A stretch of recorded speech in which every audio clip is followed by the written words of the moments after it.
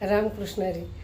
आपले संस्कार चांगले असल्यामुळे आपण जे वाईट लोक असतील त्यांच्याबद्दलही आपण चांगलंच बोलत असतो आणि ते लोक आपल्याबद्दल हमेशा वाईटच म्हणजे वाईट चित्तात हो. आहे ना, खरी गोष्ट आहे.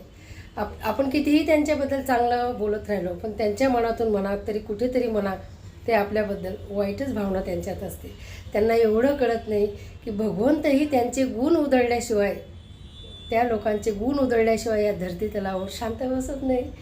देवाकडे सर्व हिशोब असतो, त्याच्याकडे हिशोब लागतो, पैशांचा नाही, कर्माचा हिशोब त्याला द्यावाच लागतो. जे वाईट गुण आपले उधळतात, काही कारण नसताना आपल्याबद्दल वाईट बोलतात ना, ते कर्मकांड करतात वाईट, त्याचा हिशोब आहे ना.